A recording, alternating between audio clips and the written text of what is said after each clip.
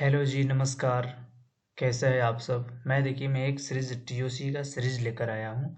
तो इस सीरीज़ में मैं आपको पूरा टीओसी कवर कराऊँगा, एकदम बेसिक से लेके एडवांस तक। और ये आपका जो एग्ज़ाम होता है, यूनिवर्सिटी एग्ज़ाम, उसके लिए बहुत ही ज़्यादा इम्पोर्टेंट है। So please follow this series for your university exam.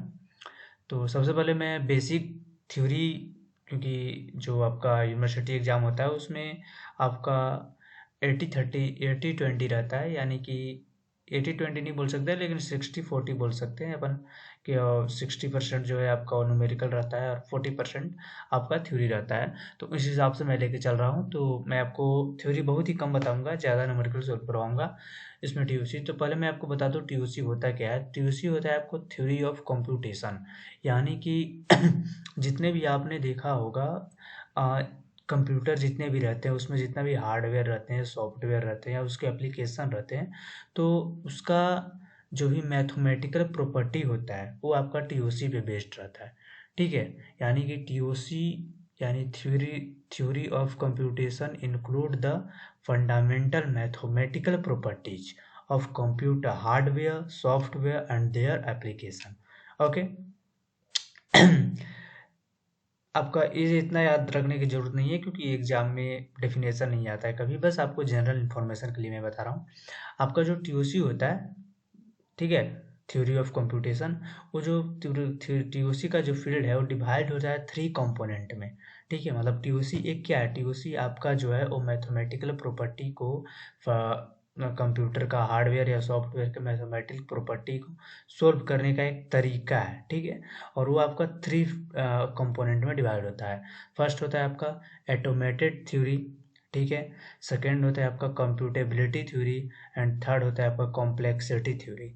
ठीक है, इसको डीपली में आपको नहीं जाना, बस इतना समझ लेना है कि बस ये होता है। ठीक है, अब टर्म, कुछ सम टर्म है जो कि यूज होते हैं टीओसी में, मैं आपको बताना चाहता हूँ। सबसे पहला टर्म है आपका सिंबल। सिंबल क्या होता है भाई? It is a small part of string include single character. ठीक है, आपका स्ट्रिंग का जो स्मॉल पार्ट होता है, ठीक है, उसको आप सिंबल बोलते हैं। डिजिट क्या होता है? 0 to 9 जो डेसिमल होता है उसे आप डिजिट बोलते हैं, आपको पता होगा। ठीक है, अल्फ़ाबेट आप समझते हैं। ये इसमें क्या है, टीओसी में जो आप स्मॉल लेटर में जो अल्फ़ाबेट होता है A to Z, ये आपको इसे आप टर्मिनल कहते हैं टीओसी के लैंग्वेज में, और वही जो कैपिटल लेटर में होता है उसे हम नॉन टर्मिनल कहते हैं। ठीक है, स्पेशल सिंबल क्या है? कुछ स्पेशल सिंबल हैं, जैसे कि आपका open bracket, close bracket, hatch, greater than, smaller than. Okay. String क्या है? तो स्ट्रिंग आपका it is a finite set of input symbol है, ठीक ना, फ्रॉम द अल्फ़ाबेट। अल्फ़ाबेट का जो है आपका finite set, it means the set of finite set of symbol, यानी कि जो सिंबल है वो आपका फाइनाइट रहेगा, इट मीन्स काउंटेबल रहेगा, उसको हम बोलते हैं स्ट्रिंग। स्ट्रिंग आपका दो टाइप का होता है, एक फाइनाइट होता है, एक इनफाइनाइट होता है। ठीक है। Language, next thing is language. ये सब आपको बस बेसिक है, इसलिए मैं रफली चल रहा हूँ, इसके बाद हम आगे और ज़्यादा ये कवर अप करेंगे। लैंग्वेज क्या होता है? तो it is a collection of string.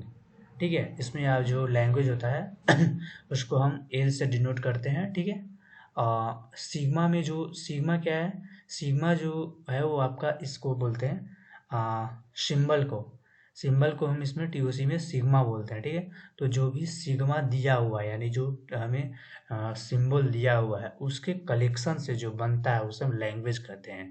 ठीक है, इसे एल से डिनोट करते हैं, जैसे कि और एक चीज और आपको यहाँ पे ध्यान देना है कि if string in infinite then it called computational problem. यदि जो आपका स्ट्रिंग है, ठीक है, वो आपका इनफाइनाइट बन रहा है, आगे हम एग्जांपल से समझेंगे कैसे, तो हम उसको कंप्यूटेशनल प्रॉब्लम कहते हैं। एग्जांपल के लिए मान लीजिए हम यहाँ देखते हैं मान लीजिए एल एक लैंग्वेज है जो कि है set of all string where each string start with A. L एक ऐसा सेट ऑफ स्ट्रिंग है जिसका हर एक स्ट्रिंग का स्टार्टिंग लेटर ए है। ठीक है, यानी कि जो हमारा लैंग्वेज है वो क्या है? ए, स्टार्टिंग इसमें ए है तो ए हो सकता है।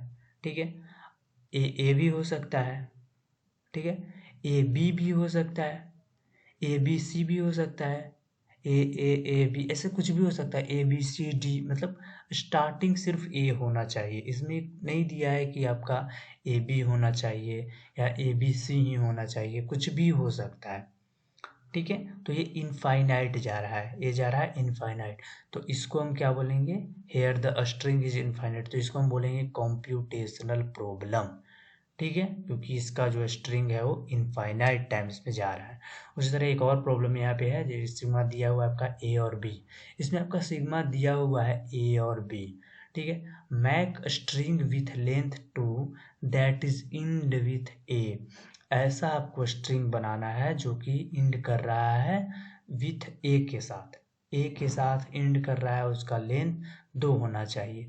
तो आप देख सकते हैं कि यहाँ पर ये जो है ए ये 2 लेंथ है, इंड भी कर रहा है ए के साथ, ठीक है। ए बी है, ए स्टार्ट तो बी के साथ कर रहा है बट इंड कर रहा है ए के साथ, ठीक है। तो इसमें हम देख रहे हैं कि ए बी और क्या बन सकता है, क्या ए बी हो गया, ए बी ए नहीं, बी भी करेंगे तो नहीं होगा क्योंकि फिर इंड हमारा ए के साथ नहीं होगा, ए हम 3 टाइम ले नहीं सकते क्योंकि हमारा जो स्ट्रिंग लेंथ है वो 2 ही दिया हुआ है, तो इससे ज़्यादा हम नहीं बना सकते। तो ये आपका हुआ फाइनाइट स्ट्रिंग, ये हुआ आपका फाइनाइट स्ट्रिंग, इट मीन्स ये जो है आपका कंप्यूटेशनल प्रॉब्लम नहीं है।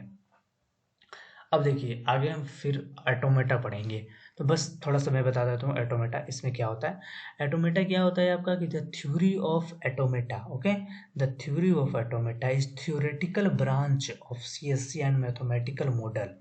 It is a study of abstract machine and the computational problem that can be solved using this machine।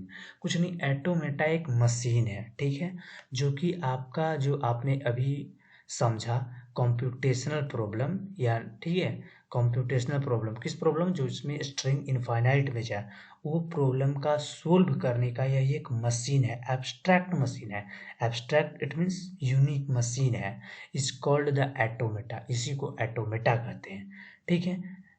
आप नेक्स्ट वीडियो में हम पढ़ेंगे इसके आगे, ओके, फॉलो कीजिए।